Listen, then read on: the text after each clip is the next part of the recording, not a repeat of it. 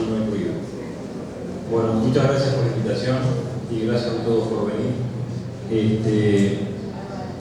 Estamos acá para, de alguna forma, comprender el desarrollo del cerebro adolescente y de sacar argumentos que nos permitan un posicionamiento en el momento social que tenemos, en donde tenemos que tomar decisiones a través de plebiscitos. Entonces, tuvimos una excelente clase del profesor Dancilio, que yo creo que nos mostró muy bien la complejidad del cerebro, la complejidad de las funciones y cómo cada milímetro cuadrado, milímetro cúbico del cerebro puede tener una importancia enorme en la determinación del comportamiento humano. Entonces, yo no voy a pasar de positivo porque tenemos unos problemas técnicos, pero ciertamente voy a actuar apoyándome en las bases biológicas que mostró el profesor Dancilio. Voy a tratar de hacer como un comentario y una visión global del desarrollo del cerebro adolescente. El primer concepto que quiero pasar es que la adolescencia es un periodo más del neurodesarrollo. Y el neurodesarrollo empieza pocas semanas después de la concepción, cuando se forma la placa neural, ¿no es verdad? Y ahí empiezan a formarse poco a poco y a distribuirse en el espacio 10.000 millones de neuronas que más o menos van a conformar nuestro cerebro cuando somos grandes. 10.000 millones es un número increíble que ninguno de ustedes ni yo mismo podemos calcular o imaginar. A eso hay que sumarle los millones, los miles de contactos que hacen cada neurona con otra y los diferentes códigos químicos que tienen. Por lo tanto, si uno pasa raya, toda esa enorme complejidad que lleva casi 20 años de construir la construcción del cerebro en el ser humano, pasamos raya, nos explica el fenotipo de lo que somos en nuestra visión subjetiva y en lo que podemos ver del otro a través de la objetividad. Entonces, es algo que estamos viendo, estamos tratando quizás con la forma más sofisticada y compleja en que la materia se organiza en el universo después del Big Bang. Yo creo que el cerebro humano es lo más complejo que hay. Quizás en otros lugares haya otra forma de organización de la materia, pero claramente el cerebro es eso. Bueno, y entonces el neurodesarrollo empieza muy temprano. En los primeros 9 meses es prácticamente una conformación, digamos, anatómica. Se forman, se ponen las neuronas en el lugar, empiezan a accionar y luego del nacimiento empieza lo que es la elaboración de ese cerebro. El cerebro está diseñado para tener prácticamente el doble de neuronas que la que va a tener en el momento al fin del neurodesarrollo, el doble. Y durante el desarrollo se mueren la mitad de las neuronas. Aquellas que no funcionan son deleteadas, ¿no es verdad? Son quitadas del medio y entonces van quedando aquellas neuronas más performantes y más adaptativas al medio. Porque esta selección neuronal se lleva a cabo por la función. O sea que nacemos con una enorme cantidad de programas y luego en la interacción con el medio ambiente vamos seleccionando aquellas neuronas que sirven a los programas adaptativos. Y todas aquellas neuronas que no obtienen sus factores tróficos y sus potenciales de acción, ¿no es verdad?, que actúan como señales tróficas, son quitadas para siempre del medio. Y esto es importante porque, por ejemplo, en la primera infancia, que es donde todo esto tiene lugar, el niño va constituyendo buena parte de su capital neuronal. va quedándose con aquellos programas, con aquellas neuronas que le son útiles para adaptarse a su medio ambiente. Si el medio ambiente es favorable, va a quedar con un cerebro adaptado a lo favorable, pero si un ambiente es desfavorable, es crítico, es muy estresante, ¿no es verdad?, va a quedar su cerebro moldeado para atender a esa emergencia, va a quedar en un modo de alerta, en un modo, digamos, de urgencia. Y este es un concepto básico de lo que es lo que ocurre en la primera infancia. Dancillo habló de los factores de la primera infancia que inciden en la construcción del cerebro y en el capital neuronal. Hoy sabemos que hay muchos factores que son negativos para esto, ¿no es verdad?, para constituir el capital neuronal. Hay trabajos muy fuertes, muy importantes, que muestran que simplemente la exclusión social, ¿ah?, el hecho de pertenecer a una clase social desfavorecida, que normalmente tienen problemas nutricionales, problemas de vivienda, alta densidad de su casa, violencia directa, pero también la violencia de la escasez, ¿no es verdad? Tienen problemas en la atención médica, tienen más infecciones virales, tienen exposición a tóxicos como el plomo. Todo eso ciertamente daña el capital neuronal y pone al individuo en una situación de riesgo para lo que es el futuro, porque muchas de estas determinaciones en el desarrollo dejan, de alguna forma, voy a cambiar el verbo, quitan potencialidad de desarrollos hacia otras zonas adaptativas, ¿no es verdad? Entonces, son el desarrollo en conjunción con el medio ambiente y todo lo que lo acompaña va determinando la evolución del cerebro. Bueno, entonces, la primera infancia es un periodo de altísima plasticidad donde se aprenden las cosas básicas, la vida social, la lengua, el comportamiento, digamos, social, afectivo. Es una zona de altísima, un tiempo de altísima plasticidad. Y luego viene otro tiempo de altísima plasticidad que es la adolescencia. En la adolescencia irrumpen, ¿no es verdad?, es así como se considera hoy, en la pubertad irrumpen las hormonas sexuales. Y las hormonas sexuales tienen una enorme influencia en lo que es el desarrollo del cerebro. En la época fetal, el cerebro del niño fue expuesto a la testosterona y por lo tanto el cerebro del niño varón se masculinizó, ¿no es verdad? Entonces eso ya le creó un dimorfismo cerebral al niño. O sea, el niño tiene algunos cambios, algunos núcleos son más grandes, otras regiones del cerebro son más chicas. En su conjunto el cerebro del hombre pesa 100 gramos más que el de la mujer, pero tiene menos conexiones interhemisféricas. Hay dimorfismos que están labrados por la exposición a partir de la cuarta semana a la testosterona, ¿no es verdad? Eso después queda inerte, pero luego en la adolescencia otra vez vuelven a aparecer no solamente la testosterona en los hombres, sino las hormonas sexuales, el estradiol y la progesterona en la mujer. Y bueno, y ahí tenemos que el cerebro responde fuertemente a esas hormonas y empiezan a recablearse, digamos, a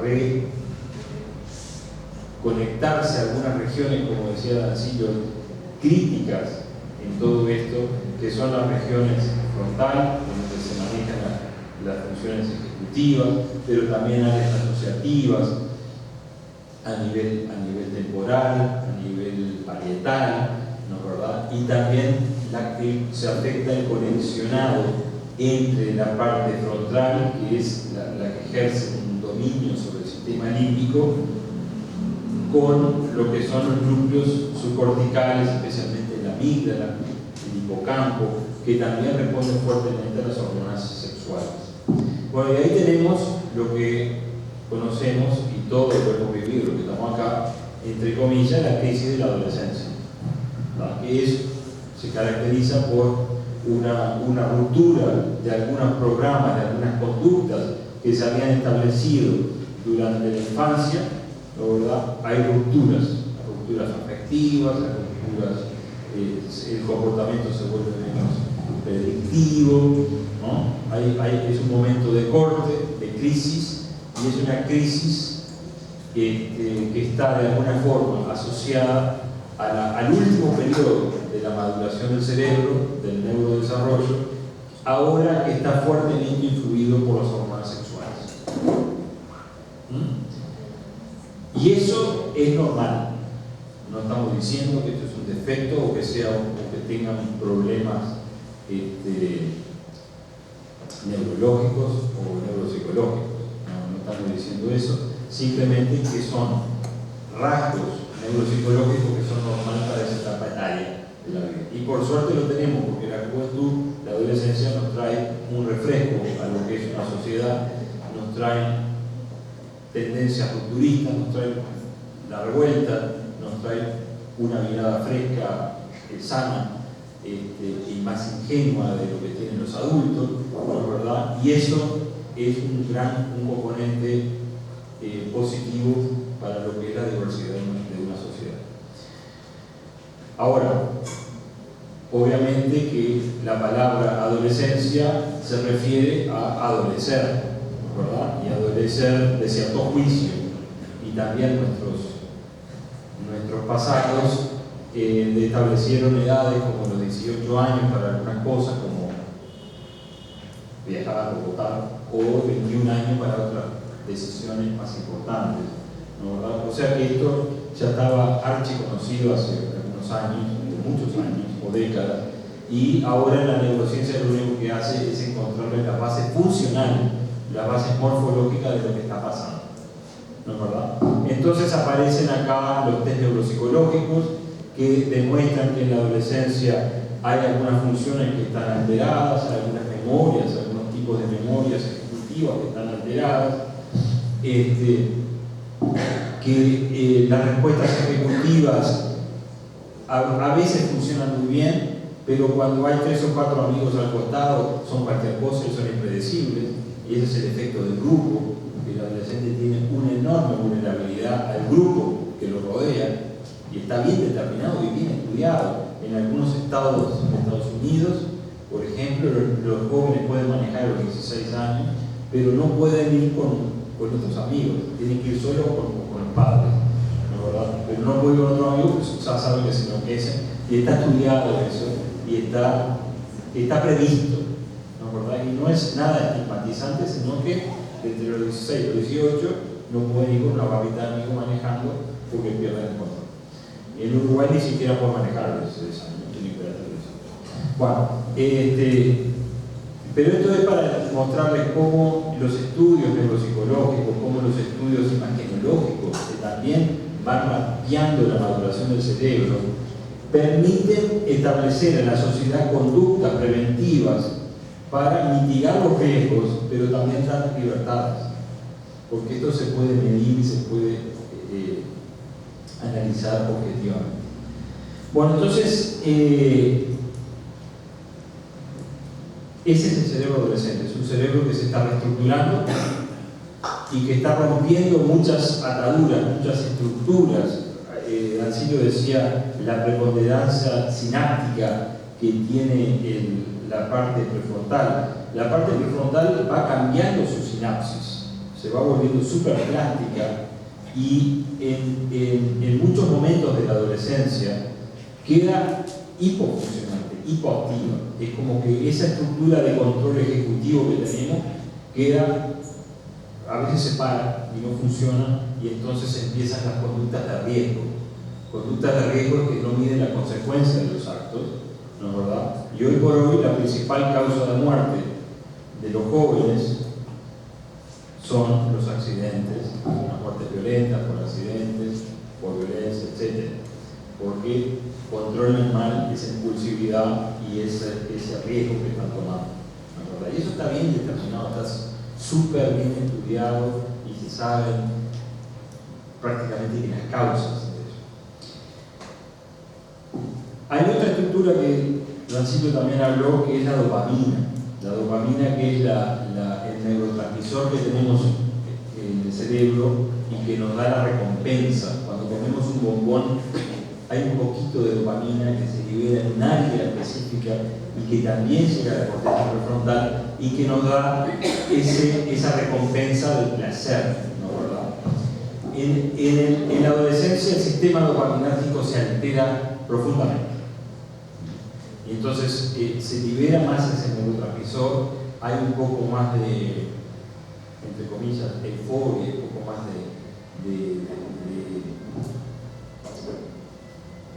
de energía para adelante. Pero también para estimular esa recompensa se precisan emociones y situaciones más importantes. O sea que hay que subir el nivel de estímulo para lograr la señal de recompensa. Y entonces ahí aparece otra característica de la adolescencia, que es que van hacia las emociones más fuertes, hacia las emociones más, lo que antes, que era más chiquito, le servía, yo que sé, jugar a la bolita y ganarle o jugar a la figurita y ganarle la figurita del compañero. Ahora eso no tiene ningún placer para nadie y precisan emociones más fuertes como andar en skate por la Rambla con 4.000 autos alrededor. ¿No, verdad? Son conductas de riesgo que están implícitas en el adolescente y que están buscando entonces esa señal que es fuertemente estimulante, que está mediada por el neurotransmisor dopamina. Entonces, estas son algunas cosas que les quiero mostrar. Por tanto, la adolescencia tiene una cantidad de cosas buenas. Todos hemos pasado por la adolescencia. Es un momento de crisis, es un momento de transición, ¿no es verdad? Que seguramente fue elegido a nivel evolutivo porque aumenta las chances de pasar los genes, ¿no? Rancilio hablaba de los 30.000 años del cerebro humano, ¿no es verdad? Bueno, esta crisis de la adolescencia, esta ruptura emocional, estas conductas de riesgo que asumen, simplemente han servido evolutivamente para pasar de lo que era un niño de la manada a un ser independiente y exitoso reproductivamente. Y eso fue lo que pasaron los genes, y nosotros todos somos hijos de lo que pasaron genes exitosamente. No hay nadie acá que no sea hijo de alguien que pasó los genes exitosamente por muchas generaciones, de hace 100.000 años hasta la parte. Entonces somos una selección positiva, y en esa selección positiva los mejores seleccionados fueron los que hicieron una crisis rupturista en la adolescencia y asumieron todos los riesgos que tenían que asumir en la adolescencia. Porque si no, no hubieran pasado los genes. Lo que pasaron los genes, los que eran buenitos y no sumaban ningún riesgo, no pasaron los genes y ya sus descendientes no están entre nosotros. Así que yo lo veo así, ustedes espero que compartan esta visión, Rancilio que comparte esta visión. Somos producto de una evolución complicada y tenemos que vivir en este momento de la adolescencia. Entonces, la adolescencia es hoy por hoy, es una parte de la vida donde la sociedad integra esos individuos y los usa para generar diversidad, para avanzar en todos los logros que tenemos, y muchos de esos adolescentes han contribuido notablemente a la evolución de la sociedad. Ahora bien, la adolescencia también es una época de la vida de altísima vulnerabilidad. Y ahora estamos llegando al núcleo de lo que voy a decir, y después terminamos y pasamos, si quieren, a una discusión. Altísima vulnerabilidad. Y entonces yo voy a hablar de 2 o 3 vulnerabilidades. Primero, rapidito, lo que es médico, ¿tá? O sea, probablemente en este recableado, en esta poda sináptica y en esta reestructuración de algunas áreas claves del cerebro, hay personas con vulnerabilidades genéticas que pueden desarrollar la esquizofrenia, y la esquizofrenia se gatilla ahí, y muchas veces los primeros síntomas aparecen 5 o 6 años después. ¿No? Entonces la adolescencia y esa reestructuración del cerebro, personas vulnerables, puede dar origen, cuando esa recableado no se hace exitosamente, pueden aparecer patologías. Una de esas es la esquizofrenia. Pueden haber otras patologías de tipo de salud mental, pero no lo voy a hablar, pero obviamente que es un periodo de riesgo para desarrollar depresión, ataques de pánico, trastorno de ansiedad, todo eso, porque el cerebro se está recableando, hay crisis hormonales que afectan el cerebro, y entonces pueden aparecer todo ese tipo de vulnerabilidad hacia el desarrollo de una enfermedad. Y bueno, son riesgos que se ponen. Segundo lugar, la adicción. La adicción, el gran porcentaje de las adicciones, sea tabaco, alcohol, marihuana, cannabis y otras, el gran porcentaje de las adicciones se establecen en el periodo de la adolescencia, porque es un periodo de altísimo riesgo. El adolescente tiene problemas en el sistema dopaminérgico, está buscando emociones altas, y lo ideal es la copita de alcohol para ir al baile o el cigarro. Todas esas cosas liberan mucha dopamina, son estímulos fuertes y por algo son adictivos.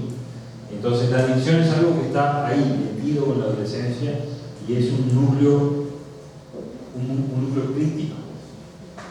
Yo, por ejemplo, desde las neurociencias miro con atención el problema de la marihuana, ¿no? Porque la marihuana en la adolescencia aumenta por 5 o por 6, depende de los estudios que tengamos, la probabilidad de desarrollar esquizofrenia en los años siguientes. Si ya la prevalencia de esquizofrenia es del 1%, o sea que uno de cada 100 jóvenes van a desarrollar la adolescencia, van a desarrollar esquizofrenia en el periodo periadolescente. Si tuviéramos esto de que todo el mundo consume marihuana, lo subiríamos a 5%, y es delirante, es un número que no me lo quiero imaginar. Eso tiene que estar asociado, el control de la liberación, el control del mercado de la marihuana, tiene que estar asociado a educación, es decir, que todos los jóvenes sepan los riesgos que están corriendo, y las familias también sepan los riesgos, y también la consulta precoz al médico en caso de que aparezcan síntomas más graves. La marihuana no causa esquizofrenia, pero sí aumenta notablemente la eclosión de los síntomas esquizofrénicos en personas que tienen una vulnerabilidad de base. Y entonces los antecedentes familiares y todo eso sirven para detectar qué persona puede desarrollar esquizofrenia. Y lo malo es que una vez que aparecen los síntomas de esquizofrenia, lidiar con la esquizofrenia, el sitio de saber mucho mejor que yo, es complicadísimo y lleva años de tratamiento crónico, y la esquizofrenia es una enfermedad degenerativa que casi nunca se cura, siempre evoluciona hacia adelante. Bueno, y el tercer punto que quiero hablar de esta vulnerabilidad es la nueva selección neuronal y sináptica, mucho más sináptica que neuronal, que se hace en la adolescencia cuando el adolescente es puesto en condiciones adversas. Y acá me estoy refiriendo, si ustedes quieren, a una reclusión, entre comillas, o a una estigmatización social en el caso de que hubiera una condena o que quedara con un antecedente, digamos. Son todas cosas estigmatizantes en donde el adolescente que ustedes ven, que seguramente está en un periodo de altísima plasticidad, puesta en esas condiciones, seguramente tiene alto riesgo de adaptar su cerebro a ese modo, a esa escuelita que tiene en la reclusión o en la exclusión social. Y luego de ese periodo de plasticidad, el cerebro pierde plasticidad y sigue ya con las conductas que fueron seleccionadas. Entonces, se corre un alto riesgo en estas condiciones de reclusión, de procesamiento, de quedar con un antecedente penal, se corre un alto riesgo de generar individuos que realmente queden excluidos socialmente por el resto de su vida, o que queden con conductas violentas, o que queden con impulsividades incontrolables por el resto de su vida. ¿Entienden? Entonces, ahí la pregunta que hace el neurocientífico, seguramente Dancillo es la misma que yo, es quién se hace responsable de esas, entre comillas, rehabilitaciones que prevé la nueva ley, o la rehabilitación que se está haciendo hoy en día con los jóvenes infractores, hay más de 600 jóvenes infractores, que están de alguna forma recluidos por una libertad condicionada, y por tanto yo me pregunto quién es el responsable del desarrollo cerebral de esos niños y de la determinación de sus rasgos de personalidad, de su conducta social, que se aprende en ese último periodo del neurodesarrollo. Entonces, esa es una pregunta que yo me la hago, que está en la base de todo lo que estamos hablando, y que de alguna manera, cuando pensamos que estamos hablando de 600 o 1000 chicos en cada generación, es un número muy significativo de personas que de alguna manera a mí me gustaría ir al salvataje, digamos, y usar todos los conocimientos de la neurociencia y de la medicina para poderles ofrecer realmente una rehabilitación, o mejor aún, prevenir que esto ocurra.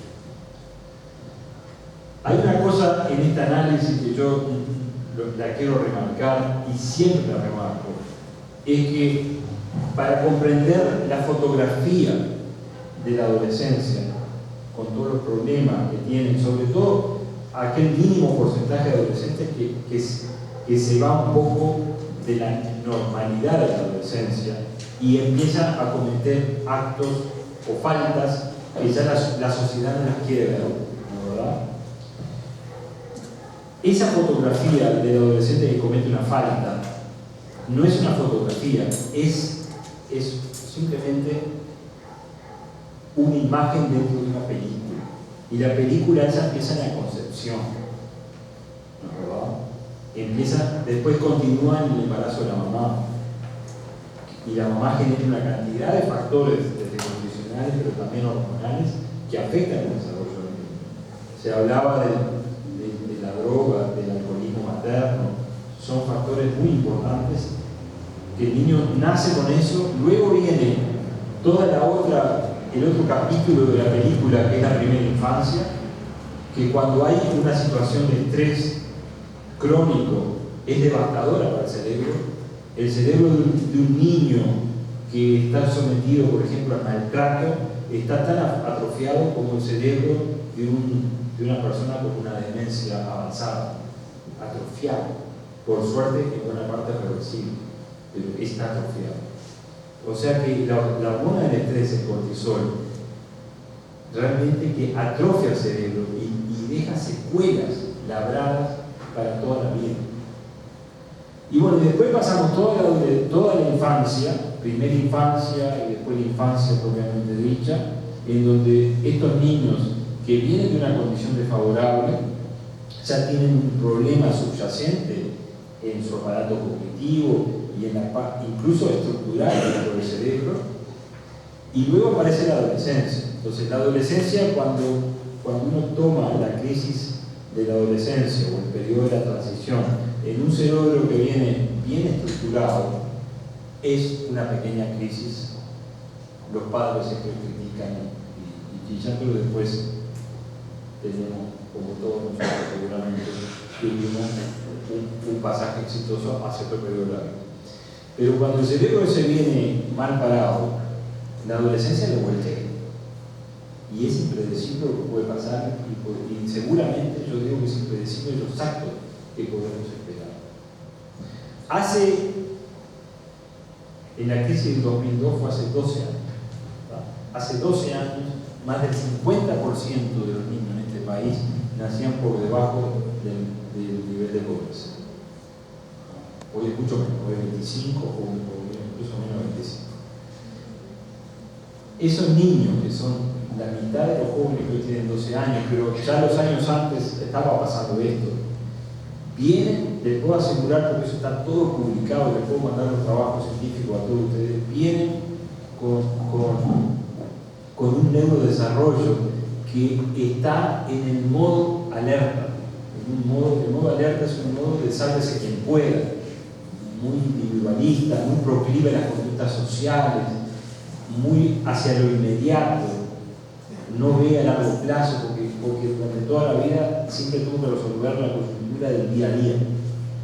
Entonces, obviamente que el problema de la adolescencia no lo podemos tratar como si fuera una fotografía, teniendo un problema enorme con 1000 chicos que hacen faltas y son horriblemente peligrosos para la sociedad. Los ponemos abajo de la alfombra, pisamos la alfombra y no existen más. No es así, porque esos niños tienen, o jóvenes, van a tener muchos años por delante todavía de vida. Y en algún lugar van a tener que vivir y la sociedad los tiene que contener y rehabilitar. Y por otro lado van a seguir llegando esos niños, porque por más que cambiamos la ley, los cerebros no se cambian así nomás. Cuando viene un cerebro cuesta más de 20 años. Entonces no podemos cambiar de un día para otro todo, y tenemos que esperar que pasen las generaciones. Tenemos que prestar máxima atención al embarazo, a la primera infancia, y después la adolescencia va a venir solita y va a venir sumamente normal. Eso es lo que yo digo como un elemento enriquecedor de lo que es la comprensión del problema, porque no estamos comprendiendo el problema en forma amplia, lo estamos viendo como una fotografía instantánea. Eso es todo lo que le quería decir. Muchas gracias.